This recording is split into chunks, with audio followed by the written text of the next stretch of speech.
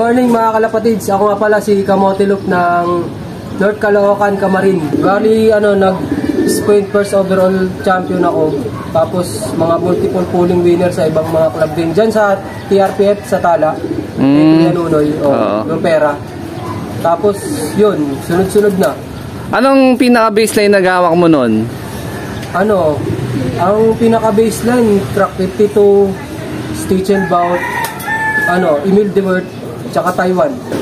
Yung pinaka-baseline. Ano yung in-acquire mo sa mga champion pansier din talaga? May nag-quit na isang tropa na, na inalis niya na yung mga ibon niya.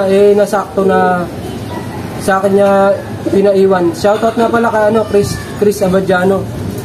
Tol, ang galing ng bloodline mo.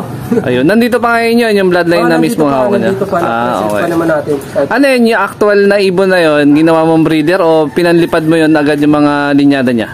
Bali, yung mga anak nun, talagang yun lang ginamit ko eh. Kasi, pero rin siya, overall champion din yung ibon na yun. Okay. Nakapasan niya yung galing sa mga anak niya. Galing. Sa Koy Pares.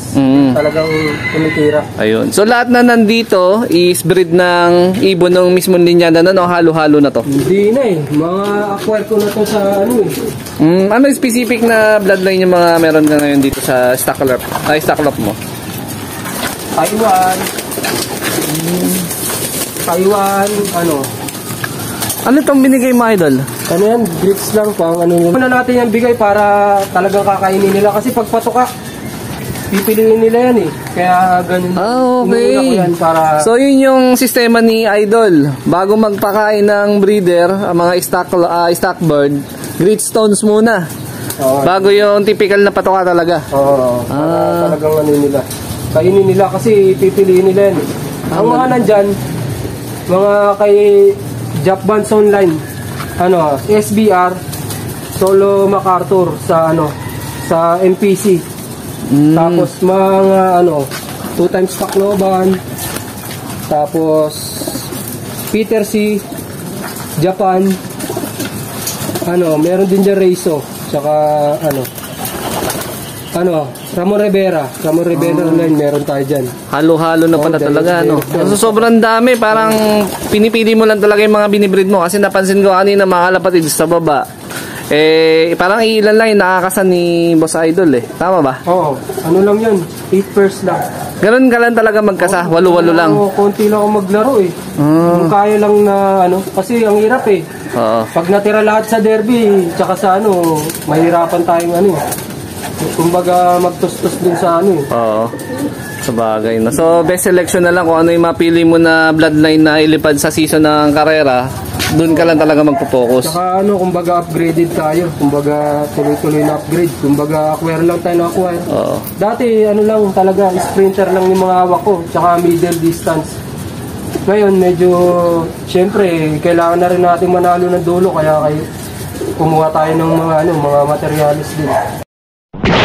Ayun mga kalapatids, pinakain na So pagtapos ng grits, ora mismo, doon na binigay yung patoka. So itong mga stock bird ng tropa, 1D8 lang daw, pero yung mga katawan, makikita nyo pa naman bultuhan. Tsaka kikinis. Pagtapos ito, anong bibigay mo, Idol? Tubig lang or paano? May electrolytes din sila. Paano ang sistema mo sa mga stock bird? Set Pro, inaano ko lang once a week lang sila. Tapos sabay daily, plain water lang din. Sa hapon, Bitmin Pro, pinibigay ko. Tapos, okay, sunod-sunod na, sunod-sunod na plain water na rin. Okay. Yung Bitmin Pro, once a week lang din? 2 times a week? 2 times a week. A few moments later. Ito yung mga flyer niya. So, ilan lang tong naka-ready mo ngayon na panlipad ng Norte? 8 lang yan, boss 8. Talagang konti lang talaga, Sa dami ng breeder, konting-konti lang talaga panlipad, Pinakamarami kong lipad, 5 lang Talaga? Pero kahit pa paano, yung 3-4 pasok sa overall. Parang tsamba lang din na nandun yung, kumbaga natsatsambaan ko yung galing ng ibon lumalabas. Okay. Pero may pinaka-mentor ka ba para malaman yung mga sistema or paano po ba? Wala wala akong mentor Sariling lang Kumbaga, yun nga, common sense. Tapos tanong-tanong lang sa mga tropa. Oo. Kumbaga, pinagduktong-duktong ko lang yun para kahit pa paano meron akong sistema. Ikaw na mismo nag-analyze no lahat ng mga naririnig mo tsaka yung mga Tsaka observation lang naman din sa sa ibon. ibon. Talagang importante yun. Oh, yan. Parang meron kang hawak ngayon dyan, idol. Ano ba yan? Ito pala yung ano natin, pure honey galing ng Mindanao.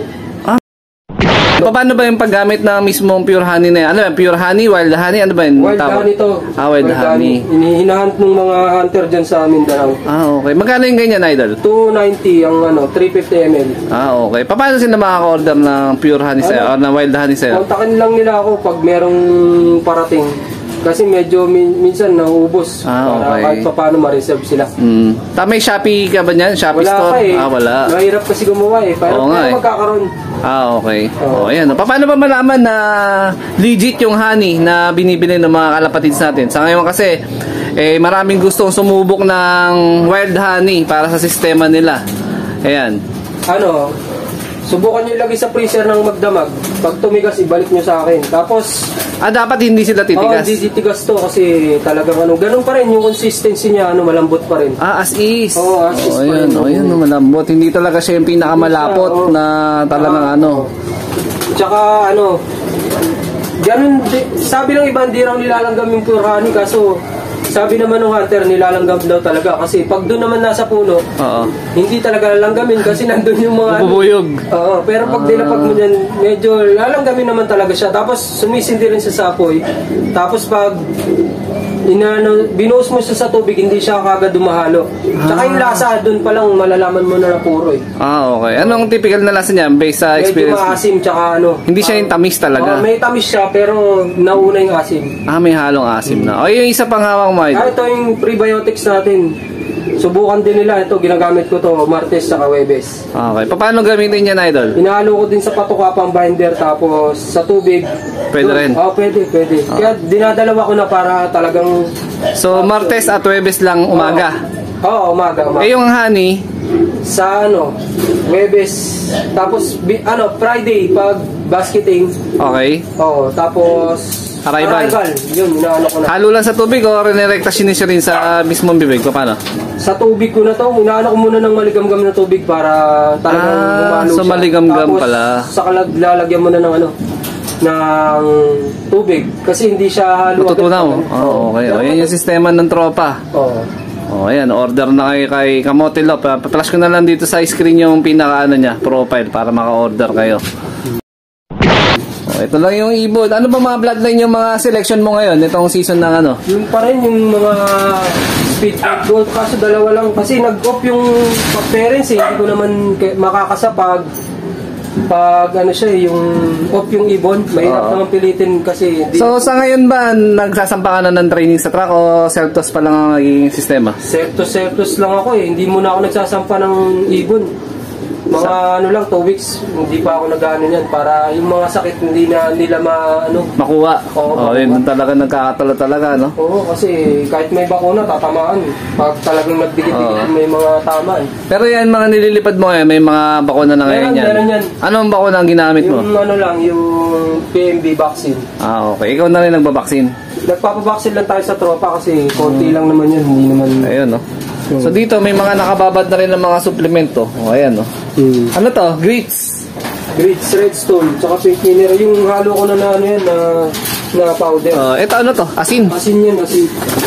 Yung Himalayan seed, Himalayan salt. Ano lang yan, yung regular na asin. Regular lang na asin. Okay. Dinurog. Rock salt, kumbaga.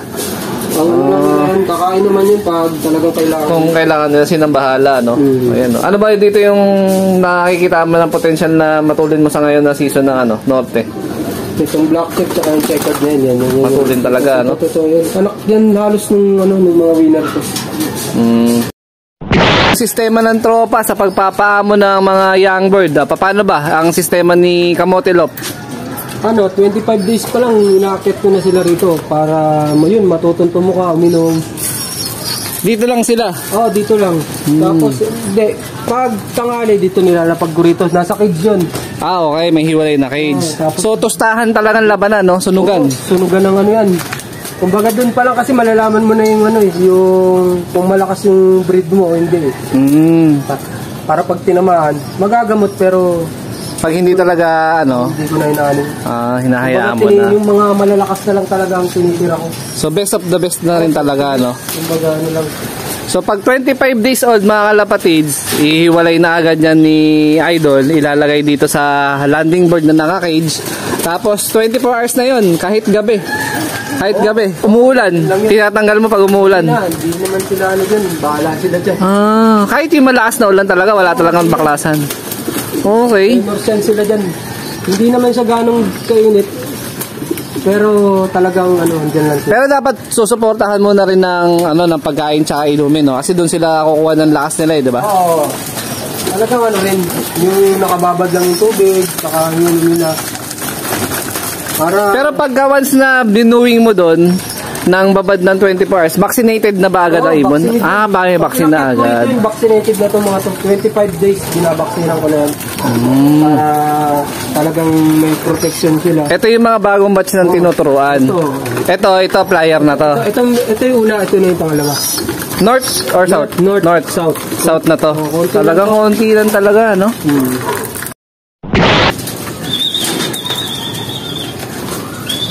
Yun, no? Sekta agad. Tapos pag ano. Yan. Yung sistema ni Idol, ganito, pag galing ng derby. Yan. Yan, no? Rekta agad na pasok dun sa kabila. Naka-double trap pa. And double door. So, ang sistema, pag derby, dito na muna mismo dadating yung, yung ibon. Tapos para hindi siya nahihirapan na kunin, para iklak nga yung ibon. Hindi maguhuli yan. Unlike ng iba, na nakarekta agad yung pinaka landing board sa pinaka flyer slope. Ayun, sa kanya hindi. Nandito sa may baba. Kakaibang disenyo na naman to. Tsaka napakaganda ng location ni Idol. Ayan, rooftop, 3rd floor. Ayan, kaya yung look ko, yan ang nagpanalo na yan po. Ibon ko na rin.